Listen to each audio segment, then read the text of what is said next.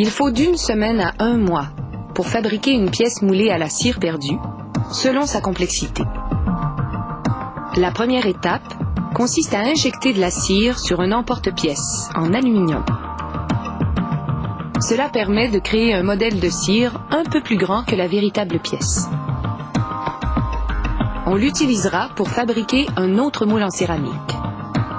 Lui aussi sera plus grand que la pièce, car le métal rapetisse en refroidissant.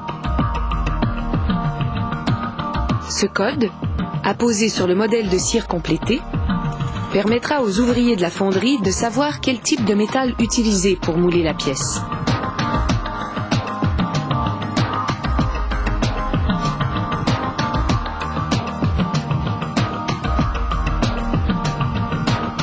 À l'aide d'un fer chaud, on joint des composants de cire qui créent un système de sortie du métal, c'est-à-dire des canaux qui font passer le métal fondu à l'intérieur de la cavité du moule.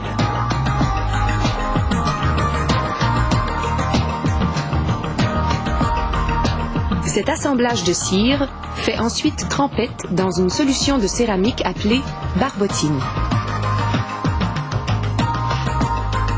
Pour durcir la barbotine, on l'enduit de sable de zirconium fin, puis on la laisse sécher.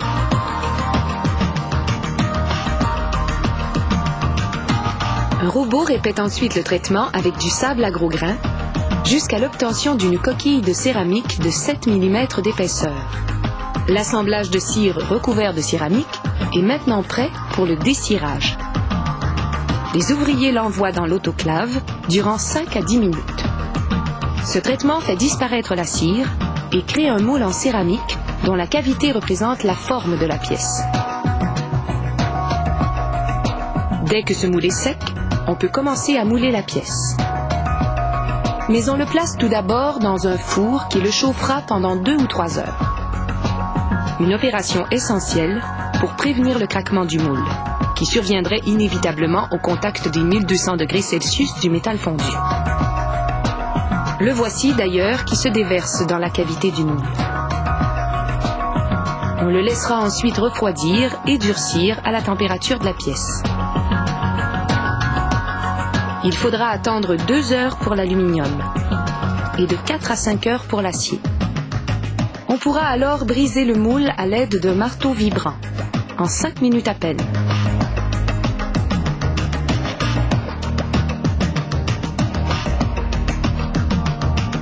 On se débarrasse du système de sortie du métal avec une scie.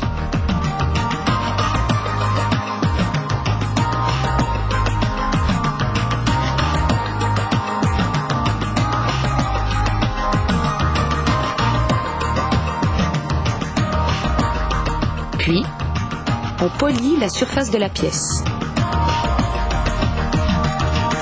La dernière étape consiste à s'assurer de sa dimension exacte, spécifiée par le schéma industriel.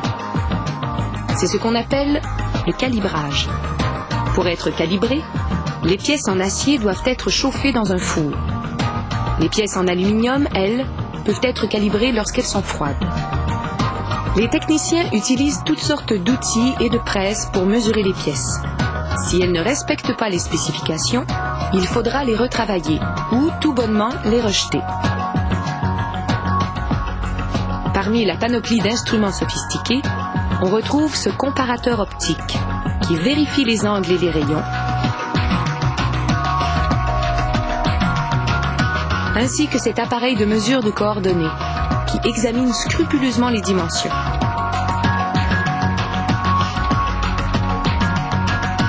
Vous vous demandez peut-être à quoi tout cela peut bien servir. Eh bien, le moulage à la cire perdue sert à fabriquer des pièces de métal pour toutes sortes de machines et d'équipements, des armes militaires jusqu'au motoneige.